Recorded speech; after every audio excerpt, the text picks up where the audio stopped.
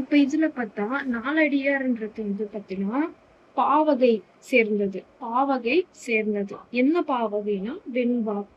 வெண்பானால எப்பவுமே 4 அடிகள் தான் கொண்டு இருக்கும். இது வந்து பாவகை. என்ன பாவகை சேர்ந்தது? வெண்பா வகையை சேர்ந்தது. இந்த நாலடியார்ல மொத்தம் 3 பிரிவுகள் இருக்கு. இதுல மொத்தம் 3 பிரிவுகள் இருக்கு. அறத்துப்பால், பொருட்பால், காமத்துப்பால். 3 பிரிவுகள் இருக்கு. இதுல பாத்தீங்கன்னா சிறப்பு தொடர் ஒண்ணு சொல்றாங்க. நாலடி 400 நல்குரவும் என்ற பழமொழிக்குரியது.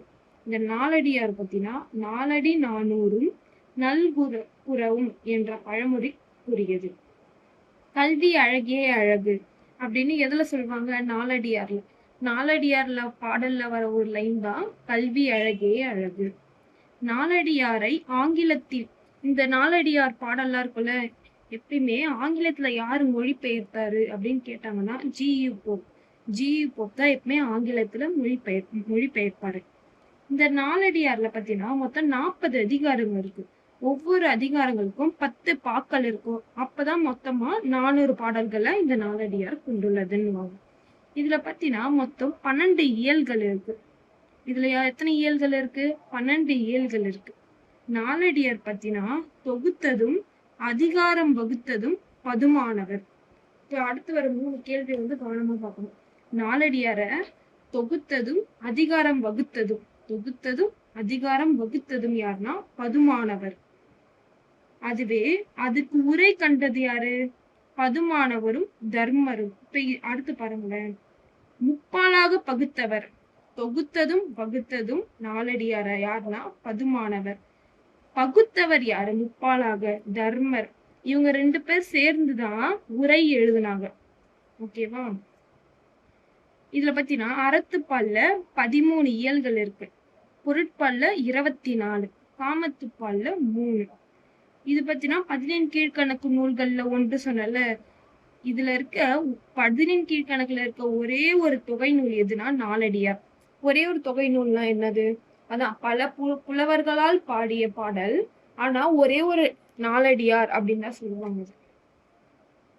அடுத்து பாருங்க. பெருமுத்திரியாளர்கள் பற்றி குறிப்பிடும் இந்த பெருமுத்திரியாளர்களால அவங்கள பத்தி குறிப்பிடும் பாடல் தான் இந்த நாலடியார். எந்தெந்த பாட்டுல சொல்றாங்க? 200ஆவதுலயும் 290ஆவது பாட்டுலயும் சொல்றாங்க. இந்த பெருமுத்திரார் இருக்குல்ல, அவரோட காலம் என்னது? 7வது நூற்றாண்டு. ஓகேவா? பாண்டிய நாட்டுல பத்தினா சமண முனிவர் இங்க வந்துட்டு பஞ்சம் காரணமாக எல்லாரும் போயிட்டு மதுரையில தங்கி இருப்பாங்க. மதுரையில என்ன இருக்கதா? மதுரைனாலே பாண்டிய நாடு. அப்ப என்ன பண்ணுவாங்கன்னா அங்க இருக்கவங்க எல்லாம் வந்துட்டு இவர் வந்துட்டு நல்லா பாத்துட்டு இருப்பாரு. அவங்க எல்லாம் பத்தினா திடீர்னு வந்துட்டு ரிட்டர்ன் போவாங்கல்ல, அந்த இடத்த விட்டுட்டு போறப்ப அவங்க எல்லாம் ஒரு பாடலை எழுதி வச்சுட்டு போயிடுவாங்க.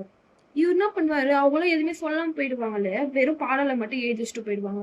அந்த கோவத்துல என்ன பண்ணுவாருன்னா அந்த பாடல்கள் எல்லாம் எடுத்து வைகை ஆறுல வீசுவாரு. வைகை ஆறு எங்க இருக்குது? மதுரையில இருக்கு.